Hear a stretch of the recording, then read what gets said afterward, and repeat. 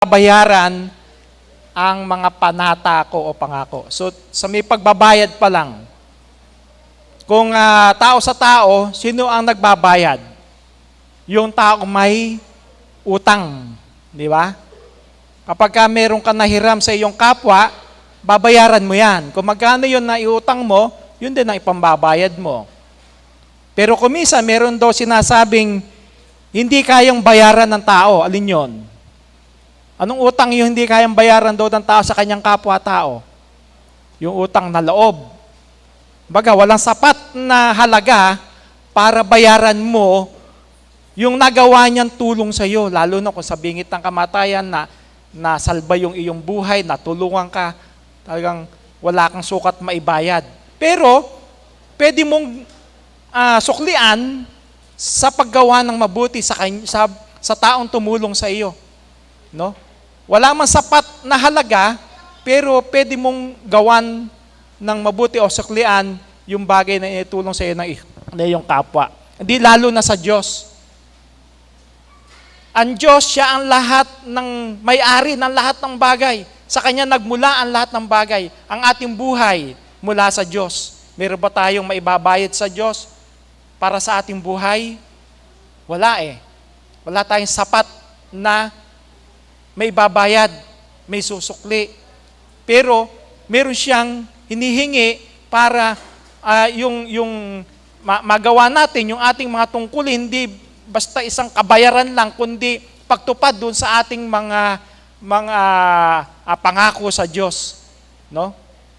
Sa pamamagitan ng ating pagtupad sa ating mga tungkulin sa Diyos,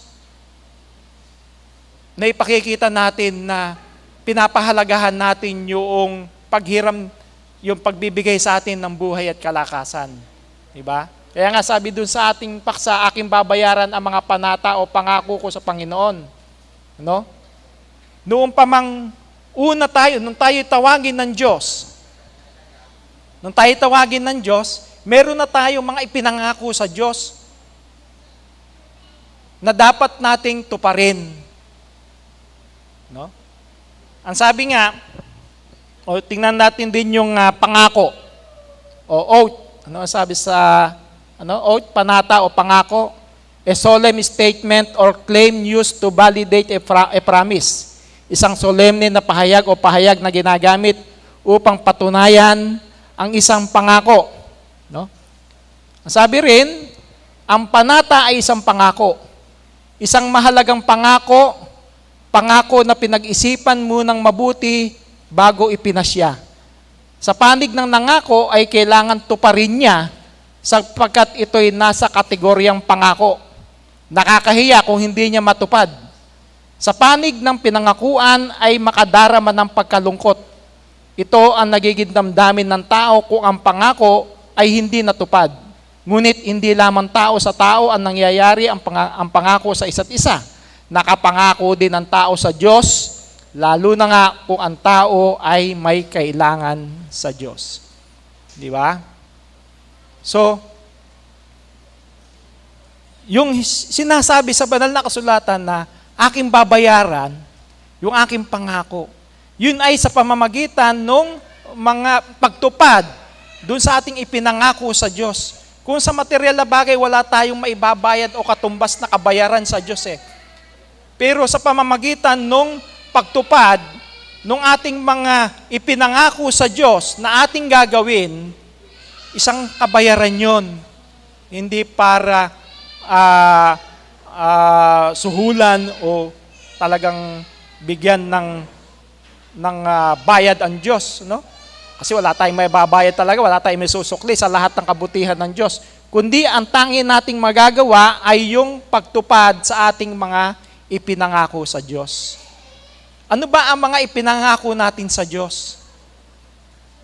Mula nang tayo ay tawagin ng Diyos, nung tayo'y mamisyon, doktrinahan, no? Ipinangaral sa atin yung salita ng Diyos. At bago tayo magbotismo, meron na tayong mga ipinangako sa Diyos sapagkat ipinangaral sa atin kung ano ang dapat nating gawin kapag nasa loob na tayo ng iglesia. Ano ang ating mga ipinangako. Ayan. Hindi pababayaan ng pagsamba. Mapalad tayo sapagkat tayong lahat na narito, ginagampanan natin yung isang mahalagang tungkuling ito na ating ipinangako sa Diyos. Na hindi tayo magpapabaya sa ating pananambahan sa Diyos. Na siya naman nating ginagawa. Ipinapakita natin sa Diyos na yung ating mga pangako, tinutupad natin sapagkat ito'y ating tungkulin sa Panginoon. Paggawa ng mabuti, pag-aabuloy. Di ba kung tayo narito, nagagampanan natin yung ating tungkulin pag-aabuloy, yung paggawa ng mabuti sa ating kapwa. Lahat tayo, nagagampanan natin ito. Kaya mapalad tayo sapagkat nasa atin lagi yung pagkakataon para magampanan yung ating tungkulin sa Panginoon. Tipan, tapat sa tipanan. Diba? Narito tayo, dumarating din sa oras, at kung merong mapagkakataon na hindi nakakarating, pero nagpupumilit pa rin tayo na talagang kung ano yung oras ng pagsamba, makuha natin, maibigay natin para sa Diyos. Yun ang ating ginagawa. Nagsisikap tayo para yung lahat ng ating mga ipinangako sa Diyos, may ibigay natin sa Panginoon. Iwanan na ang dating pagkatao. Diba? Nung tayo'y bautismuhan, naipangako na natin yan. Ang sabi nga ni Apostol Pablo, yung dating pagkatao natin na sumama ng sumama, iiwanan na natin yan. No? Sapagkat tayo mayroon ng bagong pagkatao sa Diyos. Yun ang ipinangako natin sa Diyos at yun ang hinahanap sa atin ng Diyos na ating magawa, matupad sa bawat sandali ng ating buhay dito sa sanlibutan. Diba? Yan yung mga pangako, mga ilan lang sa mga pangako natin sa Diyos na dapat nating tuparin. At ano yung ating gagawin sa ating pangako? No? Sa Numbers 30, verse 2, sa Good News Bible, when a man makes a vow to give something to the Lord or takes an oath to abstain from something, he must not break his promise, but must do everything that he said he would. So, hindi natin dapat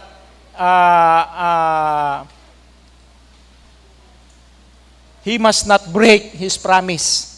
No? Kinakailangan talagang gawin natin kung ano yung ating ipinangako sa Panginoon. Yun ang masumpungan na ginagawa ng bawat isa sa atin. Tuparin natin kung ano ang ipinag-uutos ng Panginoon. Kailan din natin dapat tuparin yung ating pangako na ito sa Diyos? Kung mangako ka sa Diyos, tuparin ito agad. Hindi siya nalulugod sa taong mangmang. Kaya tuparin mo ang iyong pangako sa Kanya. Tuparin mo agad. Huwag mo nang, kasi kung minsan merong ganong tao, di ba? May nangako niya, pero puro alibay. Pagdating na yung punto na gagawin na niya yung ipinangako niya, marami ng alibay, ayaw nang tuparin. Marami na nagiging kahadlangan. Pero hindi yun ang dapat na mangyari daw. Dapat tuparin agad yung ating mga ipinangako sa Diyos sapagkat hindi nalulugod ang Diyos kung puro yung ipangako mo nadidelay, pangako mo hindi mo matupad. So ayaw ng Diyos no. Gusto niya talagang kung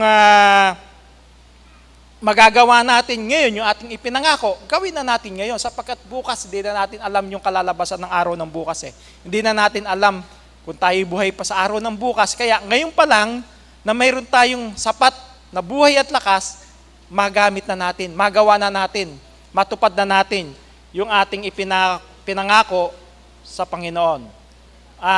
Halimbawa rin ng tumapad doon sa pangako. Tingnan natin to.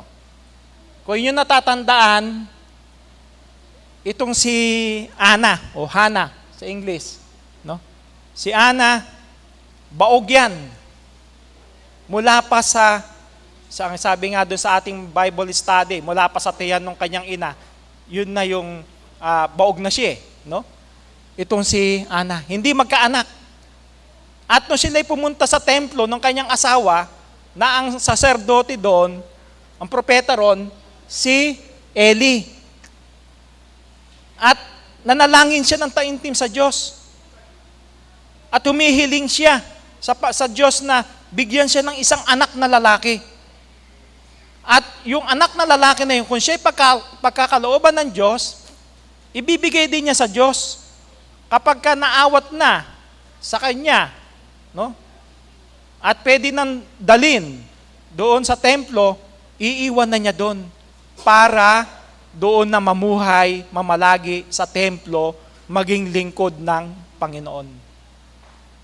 Noong sa kanyang taimtim na panalangin, akala nga ni Eli, kaaga-aga namang lasing nitong babae na to.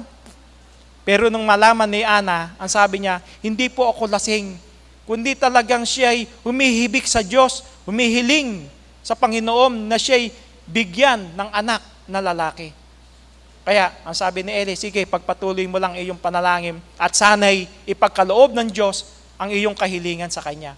Kaya, nung dumating yung punto na yun, dininig ng Diyos yung panalangin ni Ana. At nung siya'y magkaanak, at nung maawat na sa kanyang suso yung bata na ito'y si Propeta Samuel, no? Na humalili kay Eli. Pagkaraan nun, dinala na niya sa templo, binigay niya kay Eli para siya mag-alaga at hanggang habang buhay na itong nandoon sa templo. Magpapatuloy para paglingkuran ng Panginoon. So, tinupad ni Ana yung kanyang pangako sa Diyos. Biro mo, sarili niya anak, bugtong niyang anak. Pagkatapos, pagkaraan lang ng, kung halimbawa, 1 taon na yung bata, no? Ibinigay na, o higit pa, binigay na doon sa templo, na gano'n yung kalumbayan ng isang ina, ng isang magulang, na mawalay yung kanyang anak. Pero dahil yun ang kanyang pangako, tinupad niya. Silang mag-asawa na lang ulit ang namuhay doon sa kanilang tahanan at yung kanyang solong anak, bugtong na anak, ibinigay doon sa templo para doon na lumaki at maglingkod sa Panginoon. Tinupad ni Ana yung kanyang pangako. Kaya nga ito yung humalili kay Eli bilang propeta. Itong si Propeta Samuel. Si Samuel ang naging anak ni Ana. So ipinakikita lang natin na mayroong mga talagang tumutupad nung kanilang pangako sa Diyos. Ngayon, kung hindi mo matupad ang iyong pangako, ano ang gagawin ng Diyos? Deuteronomio 23:21, pagka ikaw ay magpapanata ng isang panata sa Panginoon mong Diyos, ay huwag kang magluluwat ng pagtupad, sapagkat walang pagsalang uusisain sa iyo ng Panginoon mong Diyos at magiging kasalanan sa iyo. Magiging kasalanan mo pala. Kapag ka nangako ka sa Diyos ng pagtupad, hindi mo tinupad yung inyong pinangako, ipagkakasala mo sa Diyos. Kaya may kapanganiban pala. Diba? Gaya ng ating mga unang binasa, mga pangako natin sa Diyos yan eh. Hindi natin pababayaan ang pagkakatipon, ginagawa natin yan. No? Paggawa ng mabuti at pag-aabulay, ginagawa natin yan.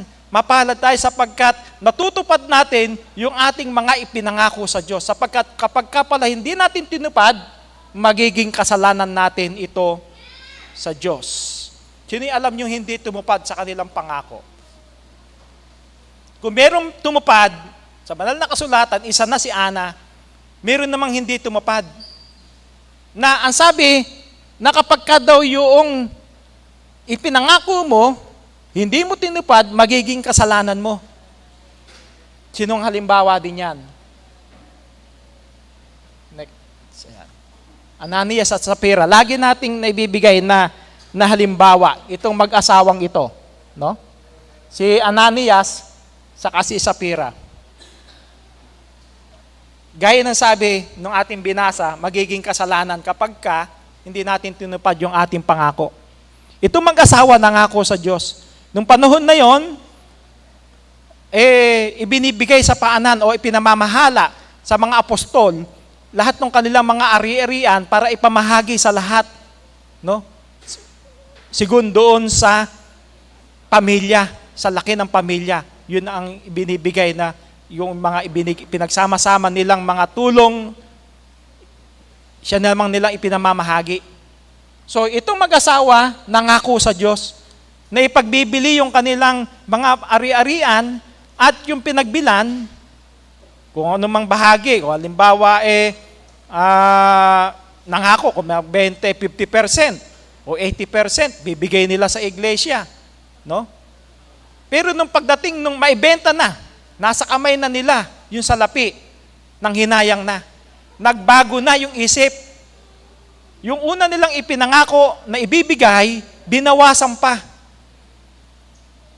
Kaya, nung kanilang ibigay na sa paanan ng mga apostol, alam, nababasa ng mga apostol yung pag-iisip nito mag-asawa. Una ni Ananias. Totoo bang ito lang yung iyong ipinangako na ibigay sa Diyos? Opo, iyan yung pinagbentahan. Ano ang sabi? Nagsinungaling ka. Yun ay ipinagkasala ni Ananias. At ang nangyari, bunga ng kanilang kasalanan, talagang literal, nung oras na yon, namatay si Ananias. Nakita natin yung kapanganiban na kapag ka pala nangako ka, hindi mo pwedeng baliwalain. Pag sinabi mo sa Diyos, eto ang bibigay ko, huwag kang magbago, huwag mong bawasan. Diba? Ibigay mo kung ano yung ipinasya ng puso mo nung una. Huwag mo nang babaguhin. Huwag mong iatras ang kamay mo para doon sa iyong ipinangako. Ano nang sumunod na nangyari sa kanyang asawa si Sapphira? Kasi hindi sila magkasabay na pumunta sa paanan ng mga apostol eh. Kaya ang sabi ng mga apostol, nung dumating si Sapphira, nang galing dito yung asawa, totoo ba na yun lang ang ipinangako nyo sa Diyos na ibibigay nyo? Opo, yun lang po. O, dito yung mga lalaking naglibing sa iyong asawa sapagkat siya nagsinungaling. Kaya, nung oras din na yun, namatay din si Sapphira. Sapagkat nagkasundo silang mag-asawa na magsinungaling. Hindi ibinigay yung kanilang ipinangako sa Diyos. Ang naging kabayaran ay kamatayan. Kaya napakapanganib pala. Kaya kailangan pala, pagka nangako tayo sa Diyos, talagang tutuparin natin yung ating ipinangako sa Diyos. Kung matupad natin yung ating ipinangako sa Diyos, ano ang naipakita natin sa Kanya? Unang 1:5-3. Sapagkat ito ang pag-ibig sa Diyos, na ating tuparin ang Kanyang mga utos at ang Kanyang mga utos ay hindi mabibigat. So naipakita natin yung pag-ibig sapagkat yung ating ipinangako, kapag tinupad natin yon, ipinakikita natin na nandoon yung ating pag-ibig sa Diyos. No? Kaya, sa pamamagitan nun, yung pangakong ating ipinangako, susuklian din ng Panginoon yan. Alam naman natin na andun yung pangako ng Diyos kapag tinutupad natin yung Kanyang mga utos. Andun yung pagpapala ng Diyos. Kung minsan din dumarating sa buhay natin, kung nasa panganib yung ating buhay, humihiling tayo sa Diyos. At nangako tayo na gagawin natin yung kalooban ng Diyos. Tulad ng sabi sa Matandang Tipan, sa awit 56:12-13, ang anumang pangako ko'y dadalhin ko sa iyo, O Diyos. Ang alay ng pasasalamat at sa iyo'y ihahandog, pagkat ako'y iniligtas sa bingit ng kamatayan. Iniligtas mo rin ako sa ganap na kasiraan upang ako ay lumakad sa presensya mo, O Diyos, sa landas nitong liwanag na ikaw ang nagdulot. No? Yung ating mga ipinangako sa Diyos. Sapagkat tulad nga ng sabi natin kanina, hiram natin sa Diyos yung buhay natin eh. Diba? Sa Kanya nagmula ang lahat ng bagay na mayroon tayo. Kasi, buong tao sasabihin, ay, nanggaling niya dahil sa ako'y masipag, dahil ako'y nagsikap. Hindi lang dun eh. Kundi kalooban ng Diyos yun eh. Unang-una, yung puhunang unang ibinigay sa iyo, yung buhay mo. Magkakaroon ka ba niyan kung wala kang buhay, kung wala kang lakas? Diba? Yun yung kauna-unang ipinagkaloob sa atin ng Diyos. So, dapat na ibalik natin yung mga pagpapala ng Diyos sa atin sa pamamagitan ng pagtupad ng ating mga ipinangako sa Diyos.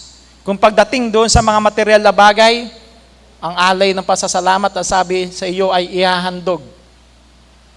No? Sa iba't ibang paraan, pwede tayong magbigay para sa Panginoon. Material man yan o sa ating mga gawa. Sa paglilingkod, alang-alang sa iglesia. Diba? Bakit? Kasi siya lagi ang gabay natin, tumutulong maging doon sa kamatayan. Sa bingit wika ng kamatayan tayo iniligtas.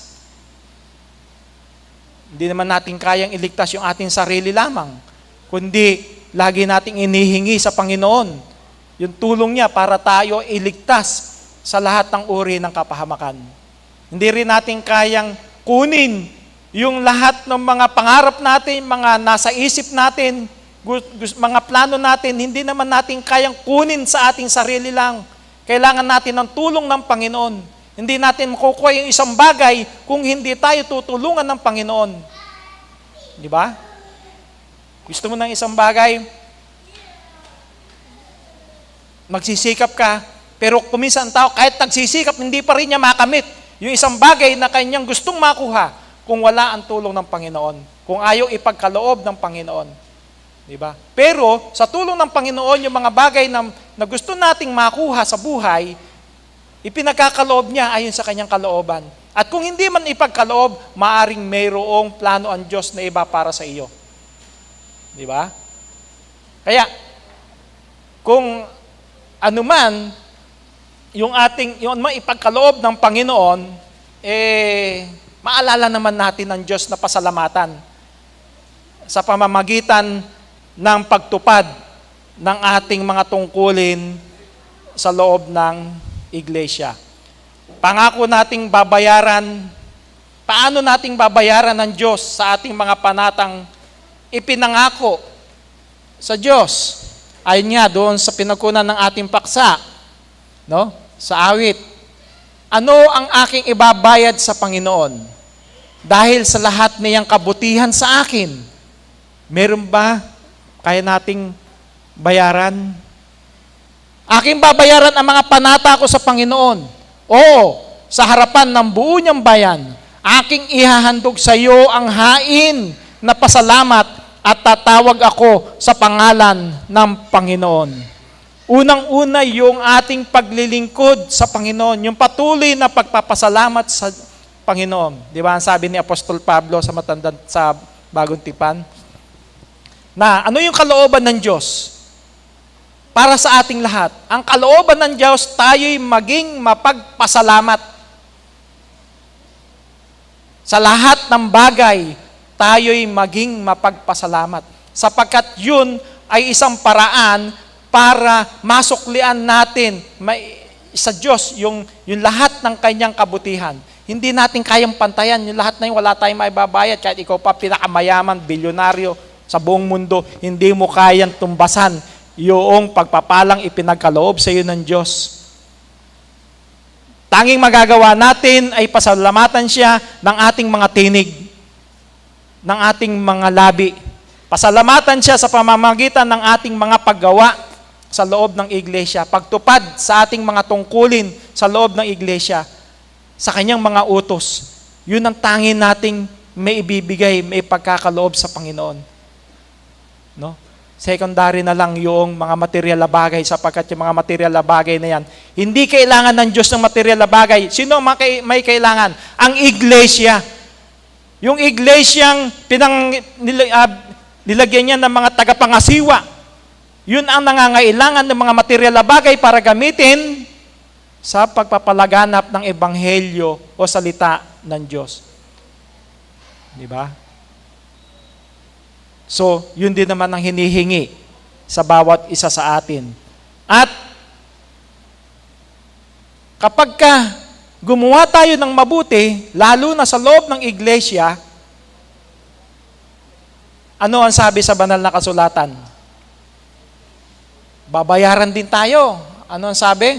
Proverbs 19:17, ang naawa sa dukha ay nagpapautang sa Panginoon, at ang kanyang mabuting gawa ay babayaran sa kanya uli. Ito natin yon. So hindi lang din sa dukha, hindi lang yung nagpapautang sa Panginoon, lalo nang, basta yung paggawa ng mabuti, lalo na sa loob ng iglesia. Sino magbabayad sa atin? Sa lahat ng mga kabutihang ginawa natin sa ating kapwa, sa iglesia, sa kapatiran, para sa Diyos, ang sabi, babayaran sa Kanya uli. Nino? Ang Diyos ang magbabayad sa atin. Sa lahat ng mga kabutihang ating ginawa, ang Diyos ang magbabayad pa sa atin. Diba? Diba ang sabi sa banal na kasulatan, yung aking lingkod, di ko pababayaan. Hindi niya pagkukulangin. So yun yung pagbabayad ng Diyos, yung pagtulong sa iyo, sa iyong kabuhayan, sa iyong physical na kalagayan, sa iyong kalusugan, sa iyong buhay, babayaran ka ng Panginoon. Di ba? Tutulungan ka niya na iligtas. Ang sabi nga doon sa binasa natin kanina, ililigtas ka sa bingit ng kamatayan. Yun yung pagbabayad ng Diyos sa atin. Kung ginagawa natin yung mabuting bagay para sa ating kapwa, lalo na sa Diyos at sa Kanyang iglesia. Ang Diyos ang magbabayad dito sa atin. Ano pa ang mabibigay natin sa Diyos? Sa awit 29:2, ibigay ninyo sa Panginoon ang kaluwalhatiang marapat sa Kanyang pangalan. Inyong sambahin ang Panginoon sa kagandahan ng kabanalan. So nandun pa rin talaga yung paglilingkod sa Panginoon. May bigay natin yung ating lakas para paglingkuran ng Panginoon, para pasalamatan ang pangalan ng Panginoon, luwalhatiin ang Kanyang pangalan. Yun ang ating kauna-unahang maibibigay sa Diyos. Yun, marunong tayong humingi sa Diyos. At kuminsan, naiinip ang tao sa kanyang tugon, sa tugon ng Diyos. Pero, ang hindi natin namamalayan, meron ding hinihingi ang Diyos sa atin. Naibigay ba natin sa Diyos? Tayong mga narito ngayon, naibibigay natin. Bakit? Nagagampanan natin yung ating tungkulin eh. Hindi natin pinababayaan yung ating tungkulin sa iglesia. Kaya nga, sabi sa banal na kasulatan, ano hinihingi ng Diyos? Mika 6:8. Kanyang ipinakilala sa iyo o tao kung ano ang mabuti at ano ang hinihingi ng Panginoon sa iyo, kundi gumawa na may kaganapan at ibigin ang kaawaan at lumakad na may kababaan na kasama ng iyong Diyos. Tinuro sa atin kung ano yung mabuting dapat nating gawin eh. At hinihingi ng Diyos na lumakad tayo ng tapat. Diba? May kaganapan. Ibigin ng kaawaan. Andun yung pagtulong. At lumakad na may kababaan na kasama ng ating Diyos. Kaya, sa bawat lakad natin, sino ang kasama natin? Ang Diyos. Kaya dapat, kung tayo sa araw-araw nating pamumuhay, kung kasama natin ang Diyos, yung mga bagay na ayon sa Kanyang kalooban ang masumpungan na ating ginagawa. Lumalakad tayong kasama siya. Diba? Yung kalooban ng Panginoon na dapat nating gawin, yun ang makita sa atin, sa ating pamumuhay. Lalo na sa mga gawain o tungkulin natin sa loob ng iglesia. At alam natin na lahat ng bagay ay galing sa Diyos. Sa Kanya nagmula ang lahat ng ating mga tinatangkilik. Pero ano yung dapat nating gawin doon sa mga bagay rin naman na ibinigay niya sa atin. Una-una, yung lakas natin, ginagamit natin para magampanan yung ating tungkulin sa Diyos. Yung mga material na bagay na ipinagkakaloob naman sa atin, anong sabi? Parangalin mo ang Panginoon na yung tinatangkilik at na mga unang bunga ng lahat mong ani. Parangalin ang Panginoon ng mga bagay na ating tinatangkilik. Di ba? Na ginagawa natin. Yung mga material na bagay na ipinagkaloob sa atin ng Diyos, na itutulong natin para sa iglesia. Saan ginagamit yung mga tinatangkilik natin na yan na ipinagkakaloob ng lahat ng kapatiran, lalo na ang mga kapatid na mayroong kakayahan, medyo nakakaangat sa buhay, no? Sila ang talagang mayroong higit na kakayahan na tumulong ng malaking bagay para sa iglesia. Pagpapatayo ng mga kapilya ngayong taon na ito, na karami nating naging proyekto sa loob ng iglesia. Pagpatayo tayo ng kapilya doon sa Madela, sa ano yung Madela? Quirino. Diba? Meron tayong malaking kapilya doon sa Quirino. Yung mga kapilya natin na mga luma na ipa-renovate. Ngayon, kasalukuyan din, yung meron tayong kapilya, bagong kapilya na ginagawa dyan sa Camtinho. Marami pang mga proyektong nakahanay, no? Sa loob ng iglesia. Saan galing yan?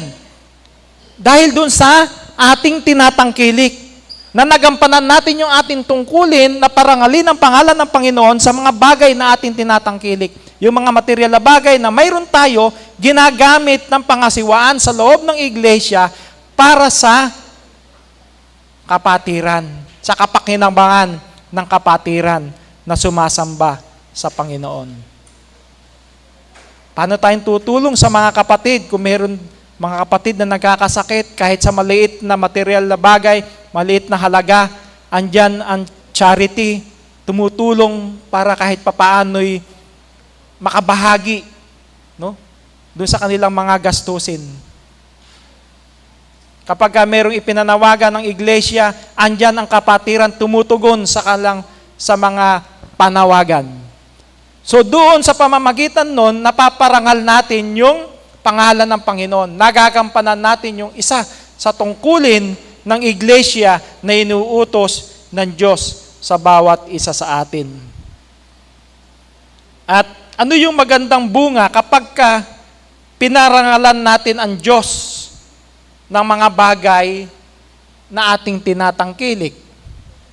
Ikalawang Korinto 9:11-13, yamang kayo'y pinayaman sa lahat ng mga bagay na ukol sa lahat ng kagandahang loob na nagsisigawa sa pamamagitan namin ng pagpapasalamat sa Diyos, sapagkat ang pangangasiwa sa paglilingkod na ito ay hindi lamang tumatakip sa pangangailangan ng mga banal, kundi naman umaapaw sa pamamagitan ng maraming pagpapasalamat sa Diyos, palibhasay sa pagsubok sa inyo.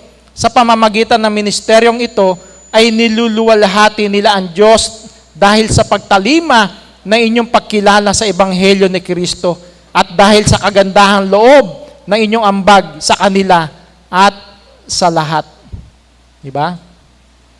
So, saan nauuwi lahat ng ating mga pagtulong, pakikiisa sa mga gawain sa loob ng iglesia?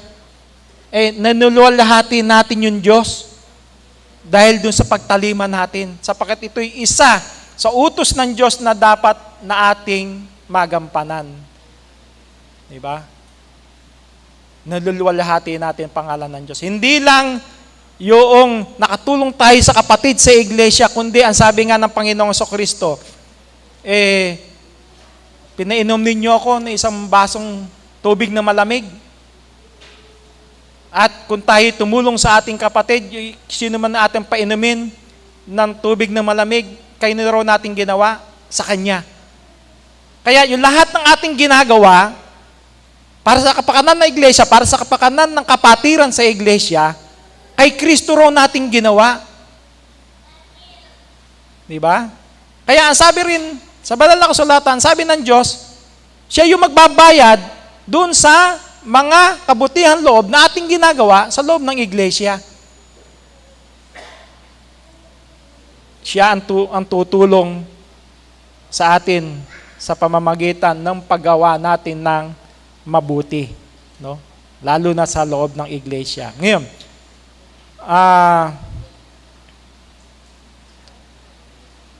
hadlang ba kung tayo ay mahirap para maparangalan ang pangalan ng Diyos ng mga bagay na ating tinatangkili? Kung minsan ito yung nagiging hadlang, di ba? Minsan ang kapatid talagang gustong-gustong tumulong, pero wala siyang kakayahan.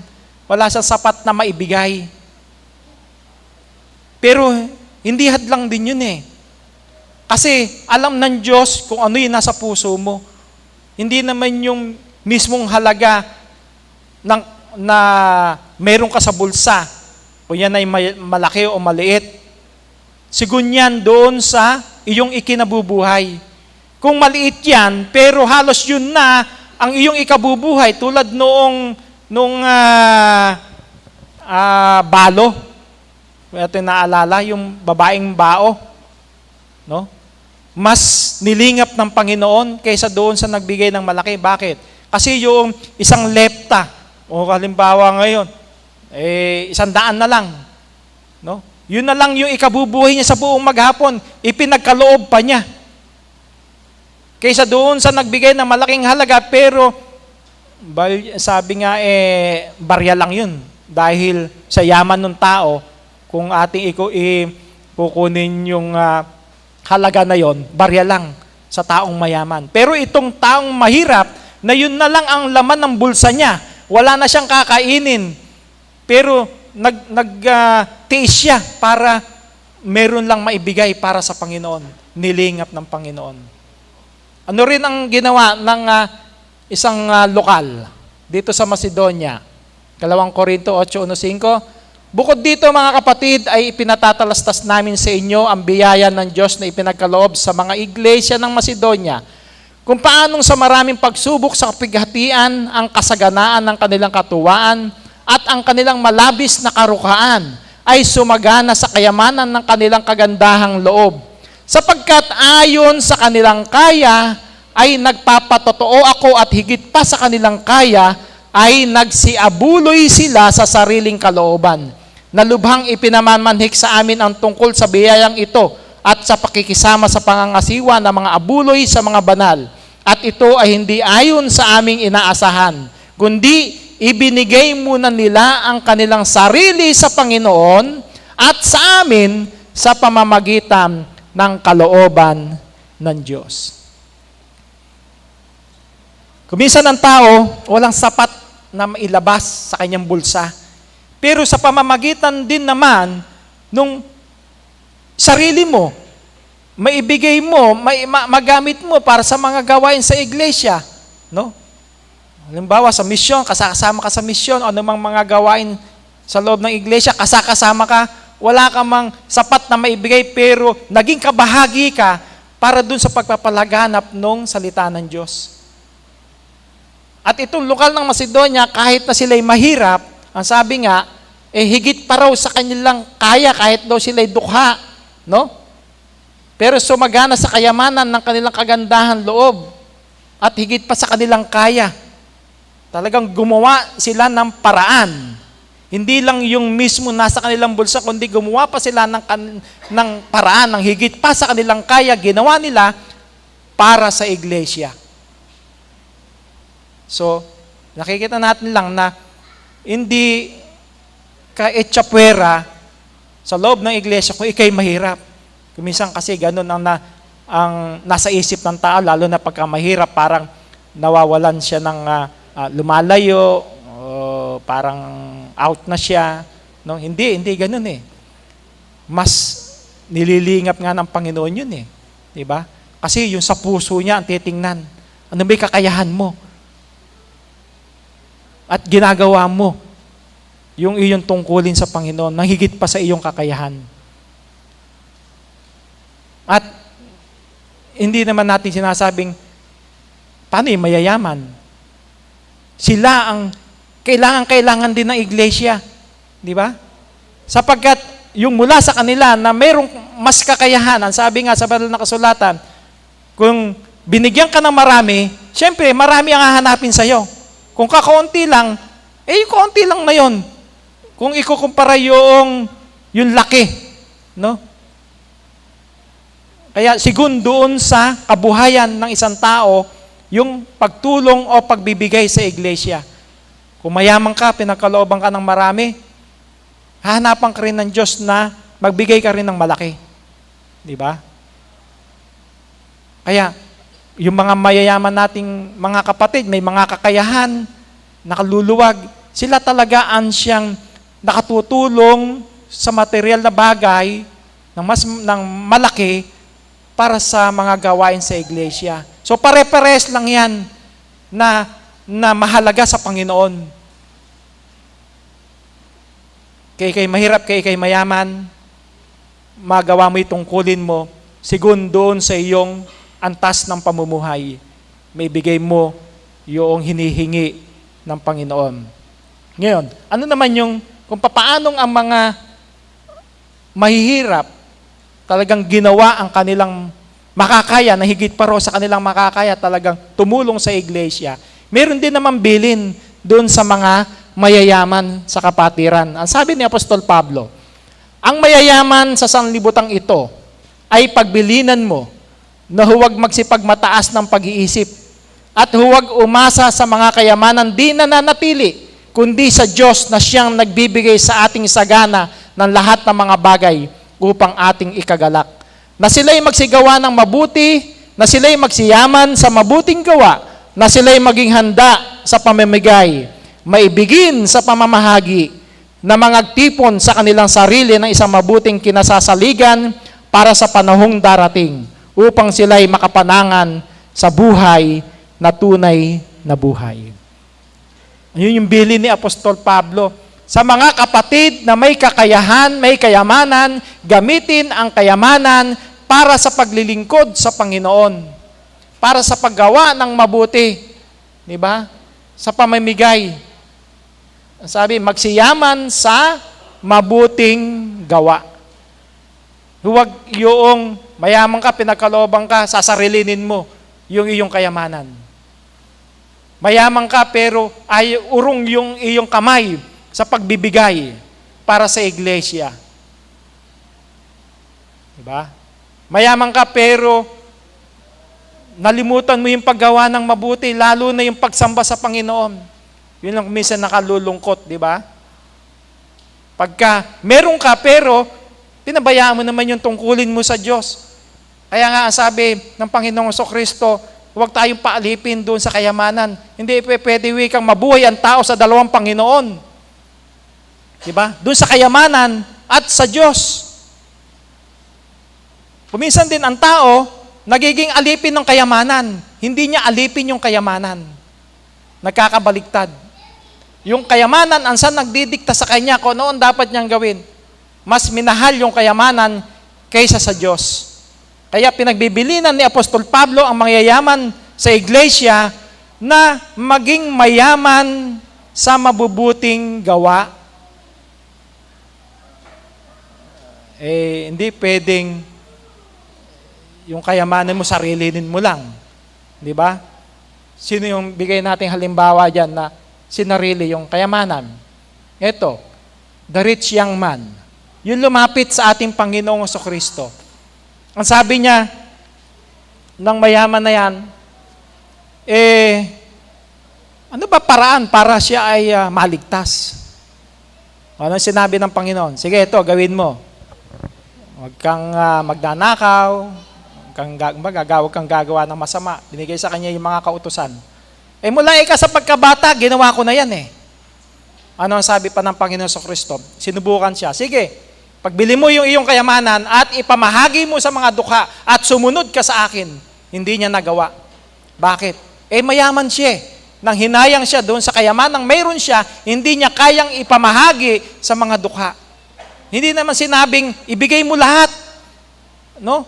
Ipamahagi mo lahat ng kayamanan mo sa mga dukha. Hindi naman sinabing lahat kundi yung pagtulong, sinubukan siya na yung mga kayamanan na mayroong kay itulong mo, pero hindi niya kayang itulong. Di ba? Ano pa yung isa? Ayun, the parable of the rich fool. O ito naman yung nagpatayo ng malalaking bangan. Ano sabi niya sa kanya sarili? Kaluluwa ko, magpahinga ka. No? Kasi mayaman siya. Wala na siyang gutom. Magpahingalay ka. Sapagkat wala na siyang hindi na siya maghihirap sapagkat siya saganang-sagana sa buhay. Pero sinarili niya yung kanyang kayamanan. Ang inisip lang niya yung para sa kanya. Yung kanyang buhay sa araw-araw, wala siyang gutom. Alin ang hindi niya naisip? Yung para sa Diyos.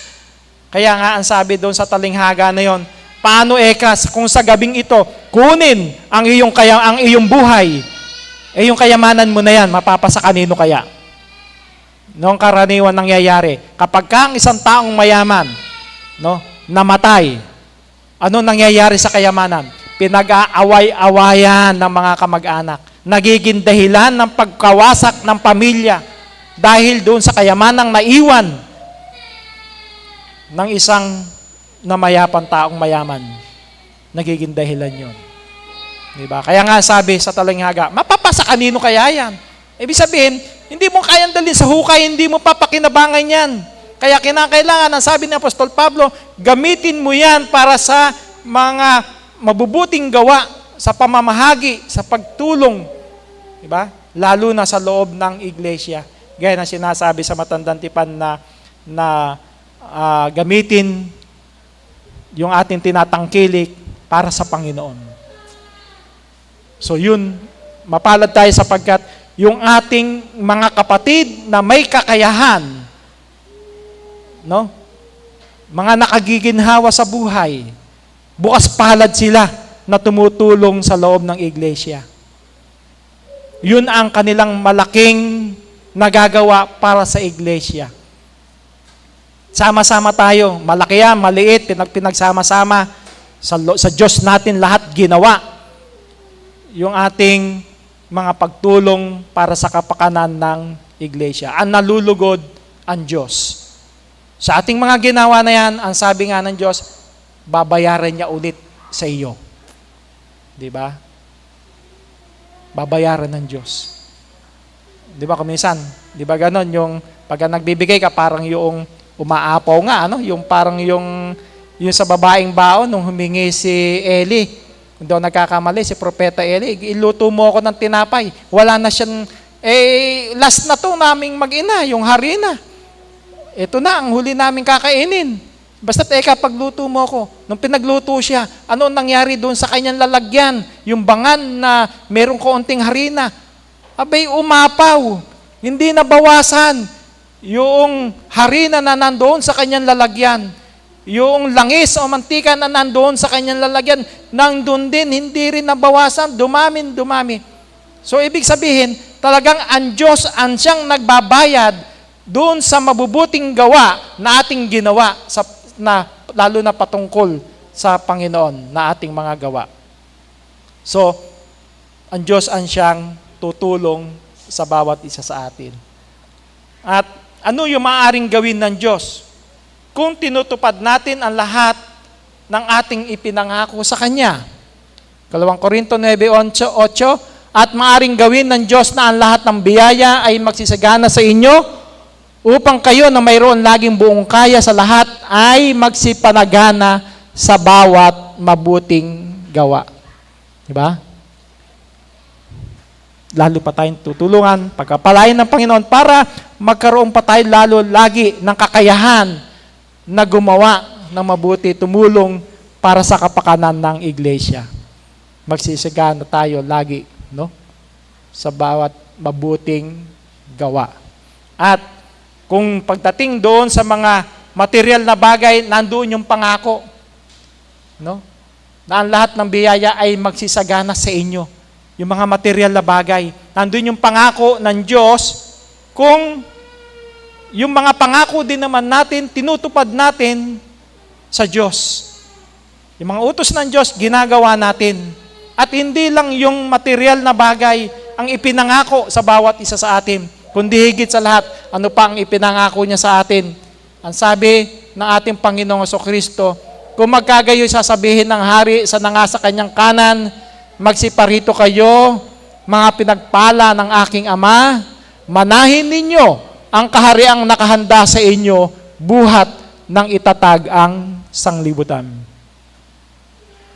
Kung tayo tumulong, sabi nga ng Panginoong Jesucristo, pinakain nyo ako, nabilanggo ako, dinalaw nyo ako, no?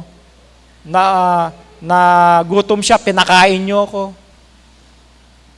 Kaya, kung yung lahat ng mga bagay na yung ginawa natin para sa Panginoon, ginawa natin sa ating kapatiran, sa ating kapwa, gumawa tayo ng mabuti, ang Diyos ang magbabayad.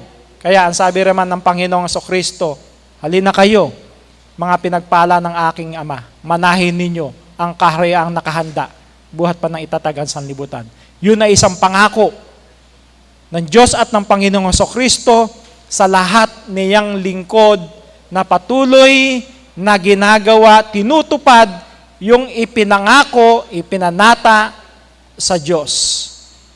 Kung ating tinutupad, material na bagay, physical, anuman, lalo na sa pang-espiritual, ipagkakaloob ng Diyos sa atin yung gantimpala niya. Sapagkat ang Diyos ang magbabayad sa ating lahat. Sa material na bagay at sa espiritual, yung tunay na buhay, ang buhay na walang hanggan. Naway, patuloy na sumpungan ng Diyos ang bawat sa atin na tumutupad sa kanyang mga utos na nagagampanan natin, na gagawa natin yung ating mga ipinangako sa Kanya at sa ating Panginoong Hesukristo. Isang magandang umaga po sa ating lahat.